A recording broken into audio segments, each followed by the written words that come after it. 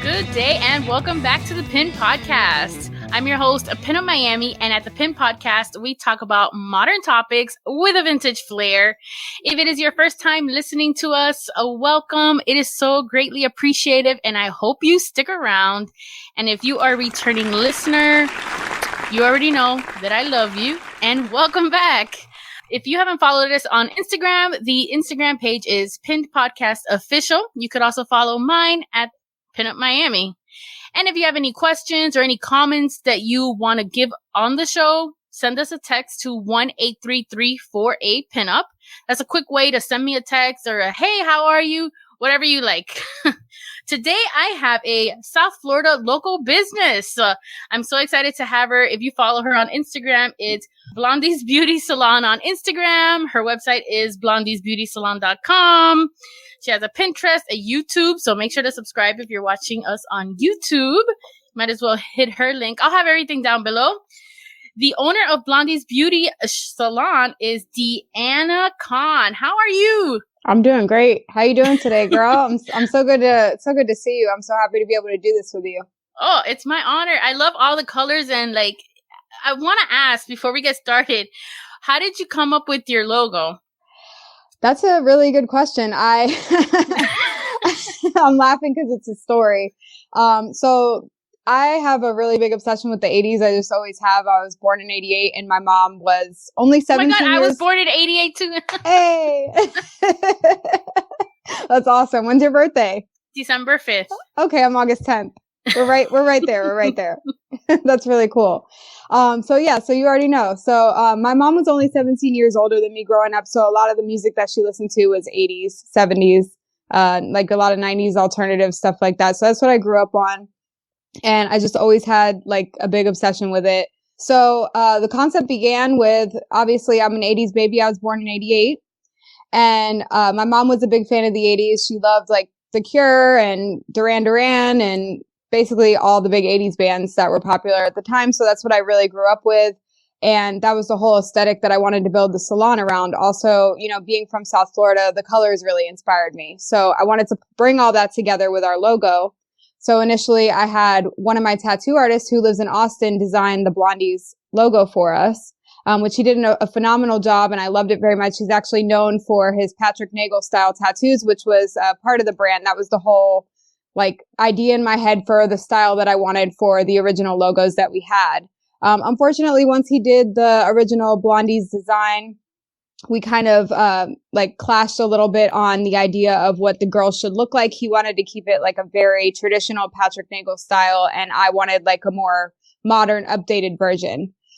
So we kind of clashed a little bit on that. And then he decided that like the project just wasn't for him. He didn't have time for it. And I decided to find someone else. So I actually went through 2 other logo designers, paid. So I did pay them for their work, but unfortunately, I just wasn't happy with the result. It didn't spark something inside of me. I was waiting for that moment where I was just like, yes, this is it. So I found a girl on Instagram, looking through hashtags actually. Actually, I think my boyfriend found her, and her name is Malibu Barbara on Instagram. What a cute name. Yeah, really cute. Her page is amazing. So I reached out to her, and she was really interested in doing it. And she was like, if you have any inspiration photos, because I think maybe that's where I messed up at first. I just kind of gave them direction and told them what I wanted, but I didn't really it wasn't like with a tattoo where you'd bring a picture and be like, I want this. So I showed her this Madonna, it was an old picture of Madonna. And I was like, I want something that sort of looks like this, but I don't necessarily want it to look like Madonna. I just really like the, silhouette of the image and how her hair looked and everything like that. Well, she took it to a whole nother level, and it just has a very feminine touch. You could tell by the makeup and the hair and everything. It was just a masterpiece. So instantly I knew that's exactly what I wanted. So your piece is 80s with a modern twist. Yes, exactly. So I didn't want it to be too Patrick Nagel, because it's very black hair, very white skin, and that's very traditional. So I love the art. I'm so grateful and inspired by it, but I wanted to take a little bit of a twist on it, especially with us being in South Florida. I wanted it to be a little bit more colorful, and I wanted it to be modern. I didn't want it to be exactly like his work, obviously. Well, you did a great job because I love it. Thank you so much. I mean, I got to give her credit for that because when I saw it, I was just so in love with it. So it's been great. Now it's everywhere. And tell us a little bit about your journey as a hairstylist or in the salon. That's an interesting one. I actually started as a makeup artist. So I've been doing makeup for about 10 years now. I originally got an esthetician license and I started working for MAC and I had a career with them for about 4 years. Yeah. And I did like bridal, I did production. I've done like short films. I've done commercial work, all that fun stuff. I was always scared to go into MAC thinking that these people would judge me. It's so funny that you say that because a lot of people felt that way. And then I think because we kind of got a reputation as being like bitches, which, you know, it's unfortunate to say that because all the girls that I worked with, like for the most part, were super friendly and like they were just fierce. Like we were in all black and like our makeup was, you know, on point. And so I think it just, people didn't feel like it was like a welcoming vibe. It was more of like, you got to come in here and you got to have your makeup done perfect, or, you know, that we were also known for just doing really dramatic makeup. So that was the thing. And then unfortunately, because of that reputation, I think MAC kind of got a little watered down after Estee Lauder like purchased them. Things just started to change. And then they kind of switched up the brand a little bit. So the focus wasn't so much on the artistry. It was more so on, you know, selling. Yeah, pushing the product. That's what I mainly did for like 4 years. And then I decided I didn't want to work in retail anymore and I didn't want to work for anybody. So I just decided to go out on my own. I literally quit with no backup plan. And then like 2 weeks later, I got picked up by a production studio and I got this big gig and we like traveled around the world and it was just amazing. But unfortunately, the way that South Florida kind of goes, or the way that makeup kind of goes in South Florida, at least, is that we are very seasonal. So like you'll be slammed with weddings and production work, and like I'll get a lot of political campaigns and things like that most of the year. But between like maybe the end of May and the beginning of October, it just got super slow. So like every summer I was just taking a massive hit and I was just like, what am I going to do? And, you know, I gave the whole runaround of maybe like going back to school and like becoming a nurse or something. But I was like, you know, I've invested so much time into this and I love doing it. So the next step has to be hair.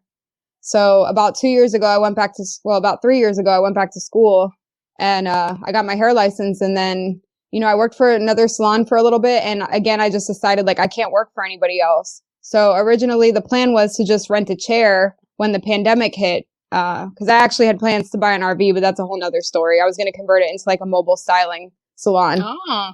But when the pandemic hit, that didn't work out. So I was just going to rent a chair in a salon. And I ended up finding Blondies, the place for hair and nails, which is what you're looking at right now. Wow. And the owner, who had been here for 30 years, was looking to sell the business. She had sold it to a gentleman in Chicago who did not move down and had nothing to do with it. So he was reselling it. And so I purchased it from him and did a whole renovation on it and it just kind of spun from there. So we've been here since June 2020. Ooh, right when the pandemic started. Yeah, I know. I'm crazy. I opened it during the pandemic. Like it's so bizarre. It's really bizarre, but it's working out great. So here we are. I mean, it's been on and off, honestly. Like sometimes, like the times that you would expect to be a little bit slower are the busier times, and times that you'd expect to be a little bit busier are the slower times. So it's just been like a total toss up, and it's really unpredictable at this point. Hopefully, you know, this will all be over soon and we'll be able to kind of get back to normal. I mean, I know events are like slowly starting to happen, but they're pretty small right now. So nothing too big is going on. Well, I can't wait to attend an event at your salon. I would love that. And you need to have an 80s party though. Big hair. Honestly, I would love to do like a little grand opening. We never really got to do that because obviously I don't want to put anybody at risk. And I don't want to be, you know, I just don't want to be in that situation. So when the time is right, I would love to have like close friends, family, like obviously women in business that we support. You, that'd be amazing. Like I would love to have something here for sure. That would be a lot of fun. Yeah. And karaoke. Oh, that'd be great. So, who was your first customer then? Like, do you have like a memory of the first customer at your salon? Or was it family? No, it wasn't family. Actually, the previous owner she had actually planned to still work here. So she went out of town for a few months and she was actually going to rent a chair from me. So because she was retiring, she was looking to pass off some of her clients while she was out of town. So I was actually, the first few clients that I had in here were some of her clients that I took care of. Most of her clients now, because she no longer works here, followed her. I'm not sure where she's at right now, but but yeah, that was my first few clients, was mostly her clients. And then after that it was friends, and then it's just blossomed from there, word of mouth. What I find amazing about the hairstylist world is that, you know, if you're wherever you go, like your most loyal customers just follow you. Yeah, I mean, some people will say, like, I've heard one time, like, your clients won't follow you like over 5 miles or something like that, but I find that absolutely not to be true. I mean, we have clients that come from Miami, they come from Boca, they come from West Palm. We have clients from all over. So it's definitely not true. If you find good people, you got to stick with them. Yeah, I had a nail lady before. Unfortunately, she passed away. I would drive 45 minutes without traffic. Yeah. To go to her. Look, if you find someone good, you got to stick with them. It's hard to find good people. It is. And it's not just about, it's not just about the quality of the work. It's about the service that they give you and your relationship and your bond and the vibe. There's so much that goes into it. You could find a hairstylist. There's 4 in our, right? There's 4, I think, in our plaza right now. So you could find a hairstylist anywhere. Yeah. It's just about finding the right one, like you said, that you connect with. And right. And when one of the first jobs I had after graduating college was working the spa and salon, well, mostly the salon coordinator at the Fontainebleau. And it was so interesting because people would come as customers at the hotel and want their hair done and expect it to be just like their hairstylist at home. And everyone's like, we don't know what they're doing. Well, yeah, not only that, but even if you show us like an inspiration picture, we always say just that. It's inspiration. Like, our techniques are going to be different. The toners, the colors, everything, the color lines, everything's going to be different. So yes, it's an inspiration, but you're not exactly going to walk out with the same hair. More than likely. What was like the coolest client that you had? Like a cool experience that you had? I have so many, honestly. I think it's because it's like word of mouth that I tend to get like big groups of friends that are coming to me now, which is awesome. So like, not only do I get to share that bond with them, but we kind of get to share the love with each other. Like, you know what I'm saying? Yeah. If they come in, we kind of get to talk about the whole group in like a friendly and fun way. So that just makes the experience even better. Like one of the girls. Exactly. And I love that. Like, I get to know their family and, I get to know their husbands, and it's just they become your family. They really do. You really care about them, and I'll text them to check on them. We're Facebook friends.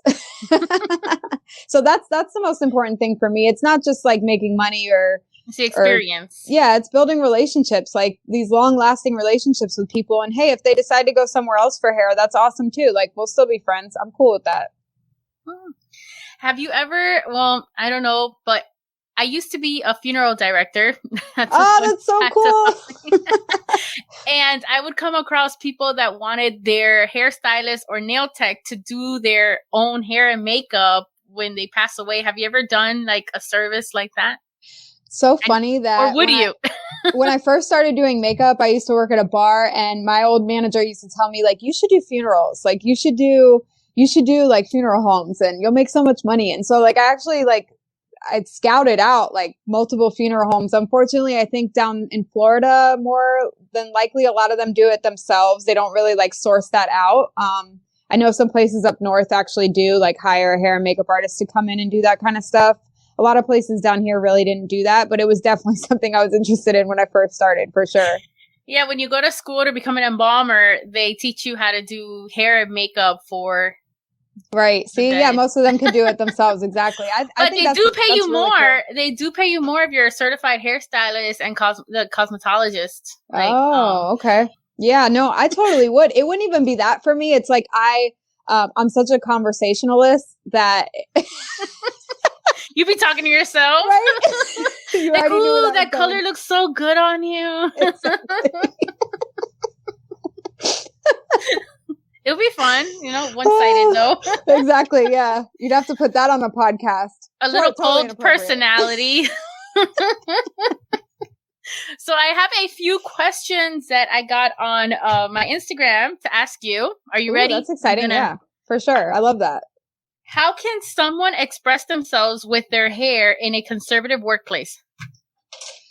Oh, I would say, I mean, that's been an interesting question. I feel like workplaces are, generally speaking, getting a little bit more liberal as far as hairstyles. For me, a big one is like natural hairstyles. I know a lot of women, like, in the past have not even been able to wear their natural hair. So just being able to do that, wear your curls, wear your texture naturally is an amazing thing. I know like the curly girl movement is like huge right now. So just being able to like properly style your curls and, you know, being able to rock them, not have to cover it with wigs or, you know, weaves or extensions or anything like that is a big one for me. Like I'm all about the natural hair movement. And as far as like in a conservative environment, if you're looking for like color, I mean, there are certain colors that you can sort of play with and get away with a little bit. As far as I know, like red is definitely one of those colors. If you go more towards like the burgundy side, it tends to look a little more natural. Or even if you do like a copper, which it falls more on like the ginger tones, you could get away with. Yeah, you could get away with something like that. Even blondes, sometimes you could do like peekaboo hair pieces. Like I have a couple blondes that'll come in and do like a little bit of teal in the front, or you could hide it in the back so that you can't see it. The hidden rainbow thing is huge right now. I really pastel rose gold. Yeah, like rose golds are really nice. That's kind of like a softer, you know, edgy way to play around. And then like braided styles are really cute. So I think if you could do like any kind of like French braids or anything like that at work, that's a good way to go too. But there's lots of hairstyles you could play with. On my resume, purposely, I put a picture of myself because I'm not going to change my hair color. I love that. So that they know, what is this? You know, and if they don't even mention it in an interview, I'm like, they didn't even look at it because most people gasp or something. Which it's like, it's 2021. Like, come on. You know, I get it. That's what maybe I think. Like a small town, or if it doesn't look professionally done, like that would be the one thing. Like if it looks like an at-home job, I could see where people may be like, okay, you know, if it was a professional job and you spent good money to do it, like maybe it looks cleaner and more intricate, you know, you could get away with it. But it just depends on who your boss is too. Like if you work with me, like please. Rainbow all over. Yeah.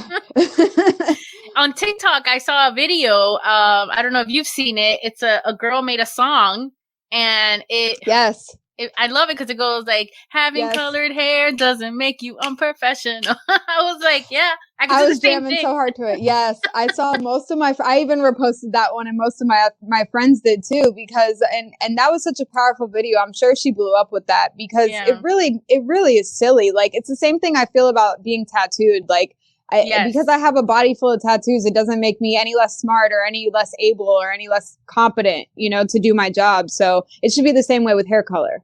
Or body shape.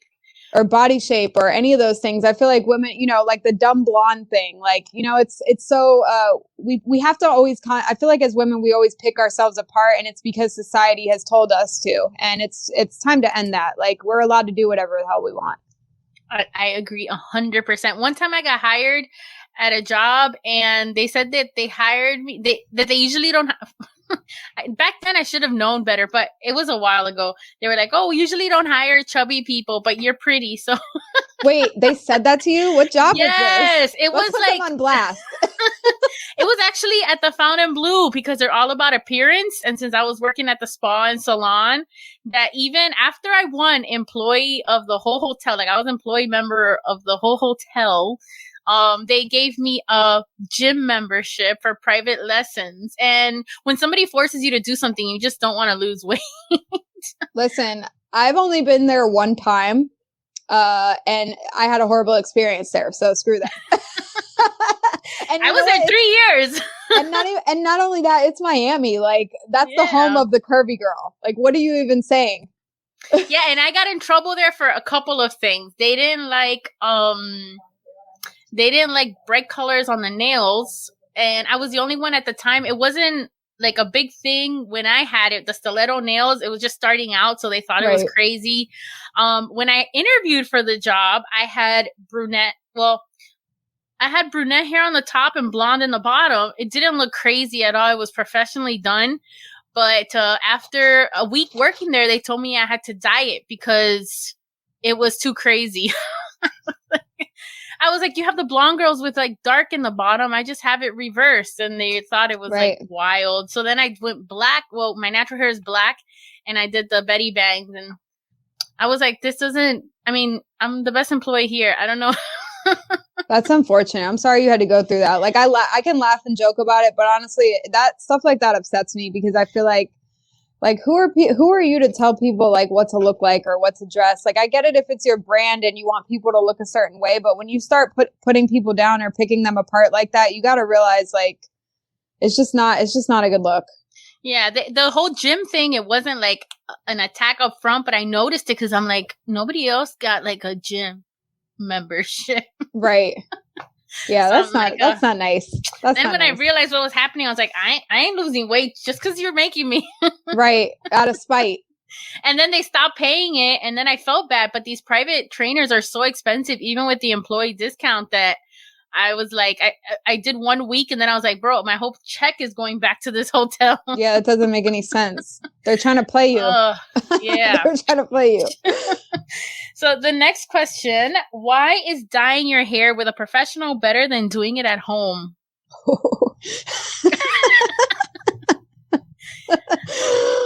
I love seeing those Brad Mondo videos. Is it Brad Mondo? Yeah. Yeah, where he does like the reactions of the girls doing it at home. Listen, we have a license for a reason.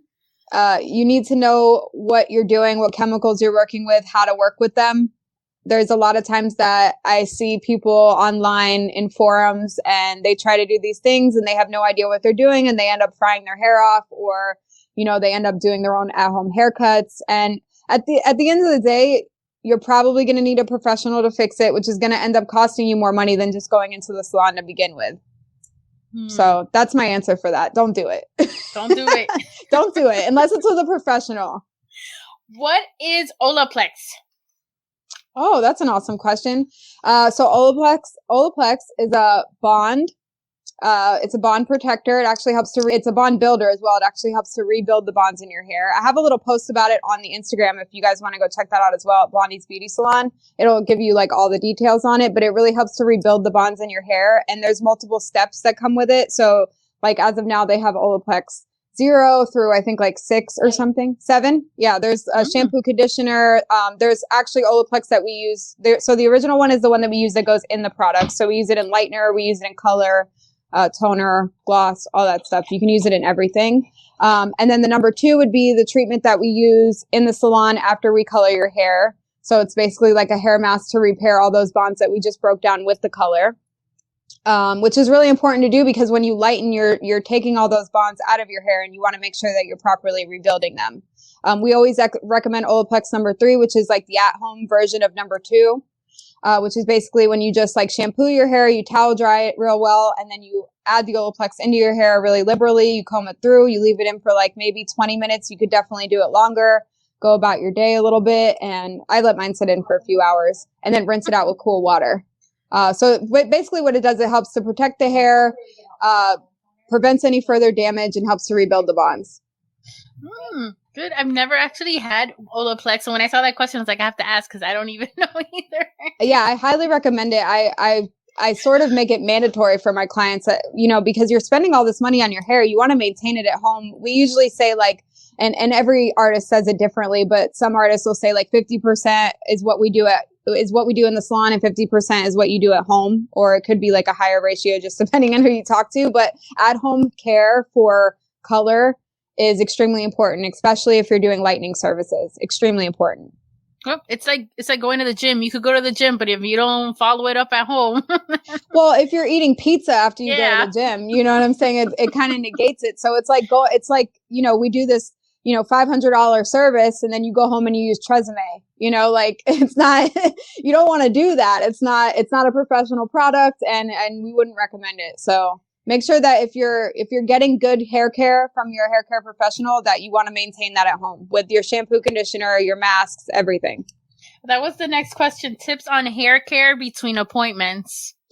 Tips on hair care in between appointments. I have a lot of these. My boyfriend would laugh at me because he calls me like the CEO of soft water filters. Oh, I have never tried one, but I've seen a lot of people rave about them. So soft water filters. Get one. They sell them on Amazon for like $30. Okay. You can attach it right to your shower head. If you have like harsh minerals in your water, like in Florida, we have terrible water. So it tends to strip your hair. It also tends to like, it causes buildup and it could change your hair color. Like it can make it discolored. It can make it like green or it can make it yellow, just depending on what your hair color is. So there's all kind of reasons why I like to promote it, but mainly it's soft water. Like you can genuinely feel it on your hair and your skin. It makes a huge difference. So that's number one. Number two would be, I always advise using cool water for your shampoos and conditioners, mainly because when you're using hot water, like for your yellow hair, it will strip the color right out very quickly. The other thing I recommend is not to shampoo too often. So if you find that you have like fine hair that tends to get a little oily, dry shampoo is going to be your best friend. I know some people don't really like dry shampoo, but it might be because they're not necessarily using it right. You don't just like spray it and go. Most of the time you actually have to rub it into your scalp with your fingers and then go ahead and kind of round brush your hair with a blow dryer. You want to like disperse and make sure that you really get that product in there. So that's another one too. I usually recommend shampooing no more than twice a week, if possible. It just depends on your hair texture. Some people that shampoo every day, I mean, you're not really a good candidate for vivid colors. I'll tell you that. You know what I mean? You got to rethink your process at home. Yeah. When people ask me how much I shampoo, I'm like, I could go a week and a half. But it's also like, I'm the same as you. And like, I'm half Latina. So my natural hair texture, I could go a little longer. Some people like with a European background, they need to wash their hair a lot more often. It just depends. But if you're going to have high maintenance hair color, you want to make sure that you have high maintenance home care. The other thing would be like your shampoo and conditioner. You want to make sure you're using something color safe, that you're not using something that's going to strip your hair. There is clarifying shampoos if you feel like you need to clarify and get all that gunk out. I believe Kenra makes one that's color safe, so it won't actually strip your hair color, but it would give you a good clarify. So that's one I recommend. And this is my question. I love when people have multiple hair colors, but how do they wash it? Do you have to wash it separate or? No, you don't have to wash it separate, but you have to wash it in cool water or the colors could possibly transfer. They actually make these color care shampoos now. And depending on who your stylist is, we could actually like put together a little bit of like, at home, like custom conditioner, like to maintain your color. If like you were to come in and you have just one hair color, we could do something like that. If you have multiple hair colors, you just have to shampoo with cool water and color safe shampoo for sure. Oh, okay. Maybe that's what a long time ago I had half red and half black, but it only lasted a week because I washed my hair and it then turned all black. Oh yeah, if you shampoo with hot water, especially, it'll tend to run together. Now sure. I know what I did wrong. And with your first advice with the water shower head, now I know after a while why when I do a green screen, my hair is see-through because I guess it's picking up some green because my water. It could be that, or honestly, it could just be the lighting. It could be your lighting. Yeah, it could be that too. So there's all kinds of factors in it. But I think that those are like the main at-home cares that I really recommend. Okay. What is the best way to explain to a stylist of what you want? A photo. Because a lot of times people, and this is the same thing with makeup, people hear a word like balayage, but they don't really know what it means. So what it means to you or what it means to me might be different. So sometimes the terminology can get confusing, or a color, like a lot of people see color differently. So what might be green to you might be blue to me. So the best way that I can say it is show your stylist a picture. Tell them what you like and what you don't like about the photo. And then have you ever had those clients that would bring a photo and they have like box dyed black hair and they want blonde? All the time. Oh, it happens a lot. Happens all the time. More than just box dyed black, it's always like, it's always just like something completely opposite on the end of the spectrum. So you have to kind of explain to them, it's either going to be a process or we could do it all in one day, but you might be here for the full day. Like sometimes they're here 10, 12 hours, just depending on the project. So as long as they're prepared for that, it's cool. But, just know that that's a possibility. Otherwise, you could do it slowly and in steps. But the generation that we're living in right now doesn't want anything slow. They want it right now. So no. I mean, videos are getting shorter and shorter. I know. it gives me a headache sometimes because I think because we're in the same age group, like I'm just not of the TikTok generation. Like I haven't made that transition yet. So for me, like I love to enjoy like a long podcast, sit down and, you know, watch one and listen to somebody or read a book or listen to an audiobook or something like that. Like those are things I like to do other than just like watch 10-second videos. I feel like it gives me more ADD. Oh, you would love, I've been trying out this new app, Clubhouse. Yes, I've heard of it. I like it. I mean, I've learned a lot about podcasting and connected to other podcasters and about audio and lights and I don't know. I'm not a cool kid. I have to get an invite, right? I'll give you an invite. All right. I got you. Okay. I'll invite you and Casey. I got 7 invites. That'd be perfect. I would love that. I would love to check it out because I keep hearing about it. I hear it's good for education. Yes. And I'm all about that. I've learned a lot. And then they also have like weird ones. They even had a lot of Clubhouse rooms like after the Meghan Markle interview and random chats. So it's fun. That's awesome. I wanted to add something to what I said earlier when you asked about the photo, or when you asked about like how do I best convey, you know, what a client wants. The other thing I want to add to that is like a really thorough consultation. I like to do that prior to us actually starting the service because, you know, we want to make sure that we're on the same page with the hair goals. I don't want to tell them that they could go platinum in one session if their box dyed black. We have to be realistic with what we could do. So I just wanted to add that in there. Okay. Good to know. I know a lot of girls in the vintage community, they always want to get a haircut called the midi haircut. Oh, yeah. And some hairstyles, they have problems. I'm like, just take a picture of it. I'm sure they know how to read the way to cut. Right. Exactly. Yeah. It's all about angles and shapes. Like as long as you can kind of see that and follow a guide, like you're good. Yeah. Before I ask the next question, what do you do if a customer doesn't like at the end of their hair color, they don't like it? Has that ever happened, or how do you deal with that?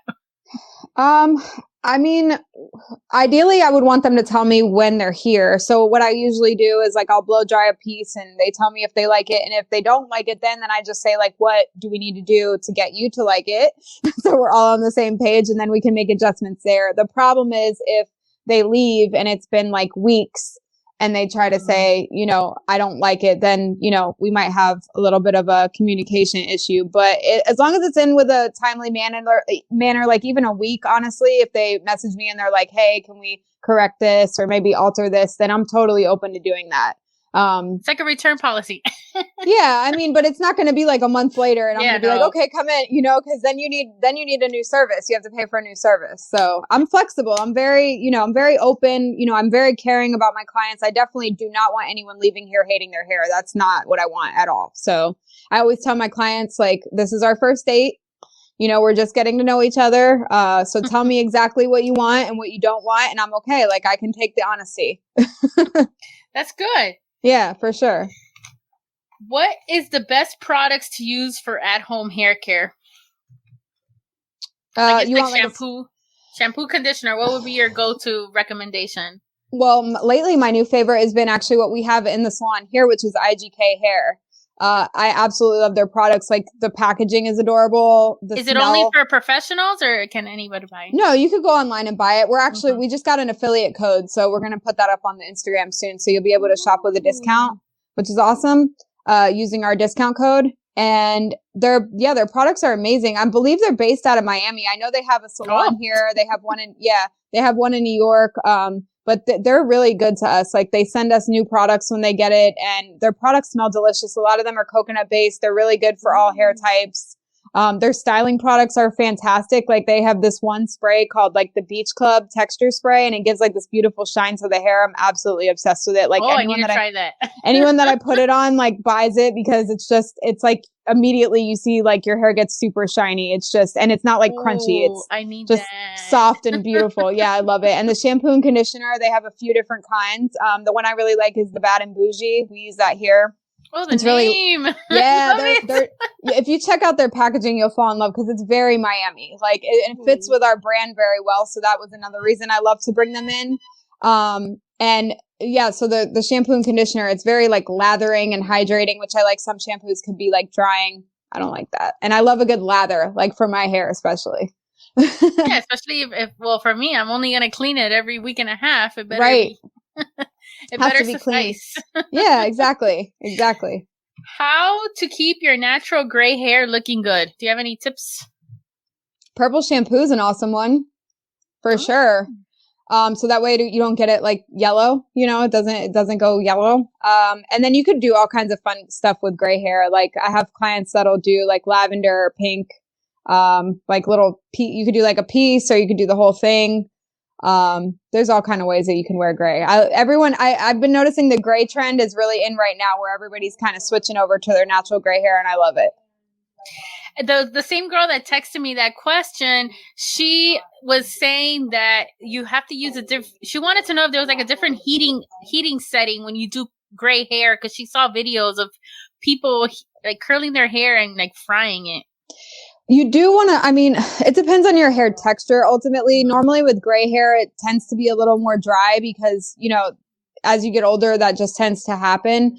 So you want to probably start on like a low setting. And then if you realize like, that it's not really doing what you need it to do, then you can bump it up a little bit. But I wouldn't recommend putting it at like 400. You're definitely going to discolor your hair and you're probably going to fry it. I'm going to tell her to go for a consultation. Yeah, for sure. For sure. She can even like just text me questions if she wants. I'm always open to help people. And the last question, which I was very interested, that's why I left it last, is what is the normal way of tipping a hairstylist? Like, how does the tipping system, like, what is recommended? It's always like that awkward question to ask. But, when you think about it, it's like, I don't know how much to tip. What would be? It's the same way I look at it. Like I worked in the restaurant industry for a while and I kind of look at it the same way. Like obviously like a good tip or like a pretty good tip is usually like 20%, just like it would be at a restaurant. But that's totally to the client's discretion. I mean, we don't tell people what to tip. Obviously like cash tips are usually best. Or we do like apps, we take Square, like we take any form of payment, but usually like obviously cash is king. But it's totally up to your discretion. I mean, we love tips and we accept them. I was curious. I was like, I don't know if there's a specific, but when I saw that question, I was like, I'm going to ask that. No, it's totally up to you. I tend to be an over tipper, but I think that's because like mainly my whole life, I've always worked in like a tipping industry. So I tend to just like gravitate more towards like the over tipping side. But it just depends. Everybody's different. Yeah, when I first started, my boyfriend would not like this, putting him on blast. But when I first started dating him, I would notice that he was not tipping well. And I was like, if you're taking me out, you got to tip well. You got to make sure. So now every time we go to a restaurant, he's always asking me, how much should I tip? I love that. I used to go behind my oh, I hope he doesn't hear that. I think he knows though. I used to go behind my grandfather's back and tip after him because he was so cheap. He'd be like, oh, 15%. I'm like, yeah, in the 90s. Yeah. 15%. Who tips 15% anymore? Like I wouldn't even tip 15% for bad service. That's terrible. It's just a courtesy because I don't know. We get it. I don't know. Yeah, exactly. That's how I feel. I feel like I get it. Like someone might be having a bad day or like maybe the kitchen's super busy or, maybe, I'm equating this to restaurant, not hair, because obviously with hair, it's super personal. Like if the person is attentive and they're caring and, if it's not just like a hair factory where they're just trying to get you in and out, then like I could get maybe like tipping a little bit less, but like at Blondies, we're giving you like the full attention all the time. Like we're not straying from you. So, tips are very appreciated for sure. When I worked at the Fontainebleau, it was a factory. It was like, even for like a New Year's Eve, that was like the busiest week of the whole year. They would close off the bathrooms to stick 2 hairstylists in the bathroom. And then the break room, they'd clear it all out and put 2 hairstylists in there. I'm like, they're really trying to monopolize, take over. Listen, clients notice that stuff. You don't think a client is going to notice if you double book and you have somebody else in your chair and they're getting attention and you're sitting there waiting and processing, like waiting to be rinsed out. It's not a good feeling. Like I've been in that situation before as a client and I don't know. It's not a good feeling. I want to always give my clients my full attention. Even when my phone rings, I like might check it really quick just to make sure it's not an emergency, but I don't like really send texts or anything like that usually unless they're processing and I have a moment to sit down. Even eating, most hairstylists, they won't eat the whole day because we're so focused on your hair. So Be good to us, please. This definitely does not sound like a Hialeah Cuban salon. Growing up, I would see the hairstylist on the phone, eating cafecito, croquetas all over the place. That makes sense. That makes sense down there. It makes sense, but it just depends on what your vibe is. Like, I want people to like, for me, I would change the name to Blondies Beauty Salon from Blondies, a place for hair and nails, because I love the old school beauty shop mentality of like, this is the place for you to come and relax. This isn't, you don't have your kids, you don't have your husband, you don't have work, or maybe you have to work, but like you could sit on your laptop and work, whatever. But it's supposed to be your experience, your time. Like, I don't want to go get my nails done and I'm sitting there like being bounced around or, you know, not being paid attention to. That would take away from the whole experience for me and I wouldn't want to go back. So I don't know. I just try to think about how other people are feeling. I guess that's an empath. That's the empath in me. And that's all the questions I have. Do you have any questions for me or? I mean, I have tons of questions for you, honestly. I would love to know. I love your whole everything. So I would love to know. I would love to know how you got started in this. Like, what was the beginning of Jennifer doing PinUp? Oh, PinUp. In a quick synopsis, I will say it started when I was at college. I was always in a suit because I was in student government.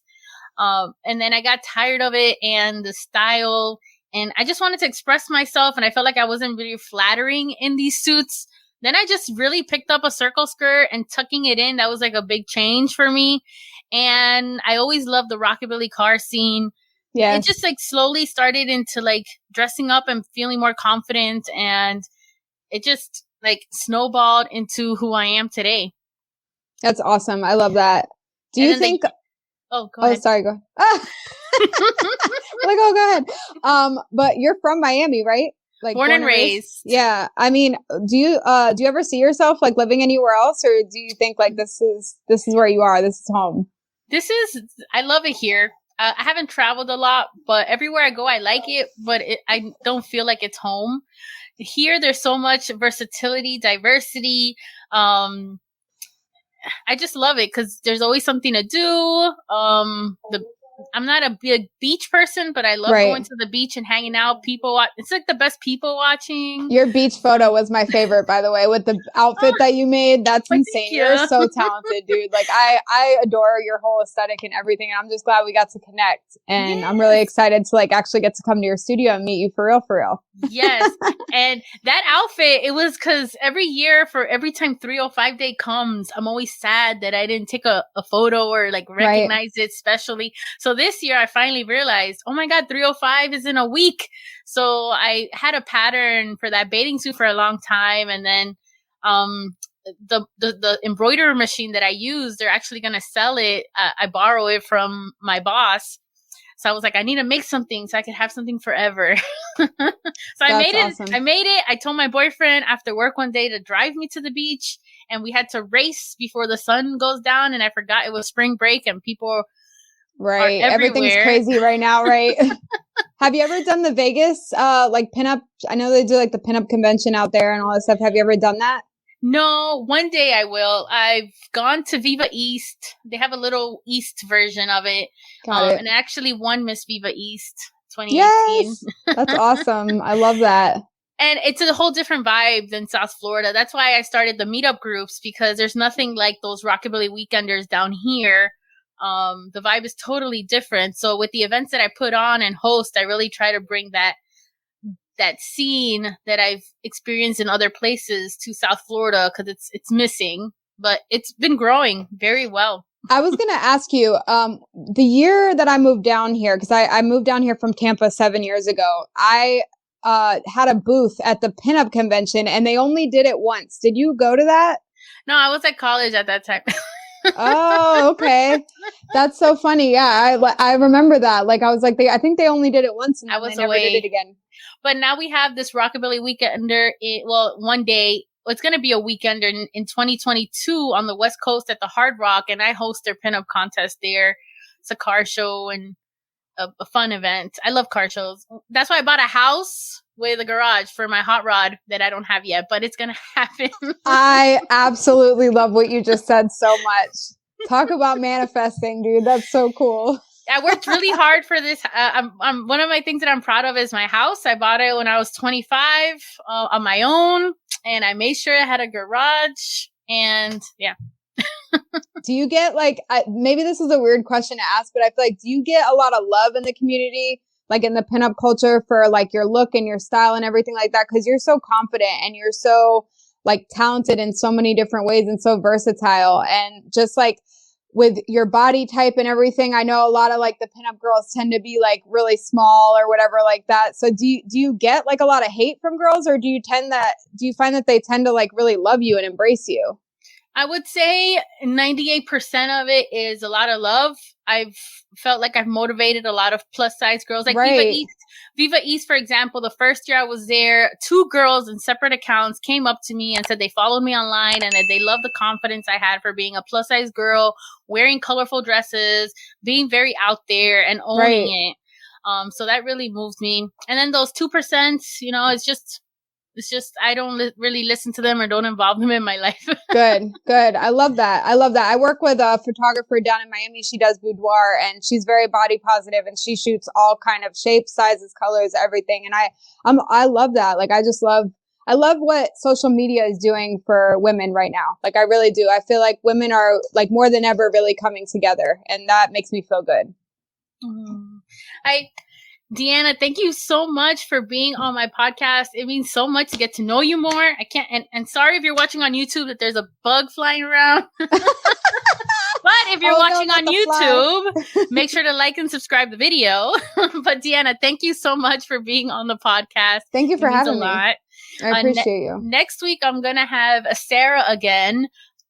She was a guest a few episodes ago, and we're going to talk about pinups and kinks in the community. So it's going to get a little, adultish. Ooh, I got to tune in for that one. So yes. So see you all next week, and I hope you guys stay safe. Wear your mask, get the vaccine, and see you on next Wednesday. Bye. Bye.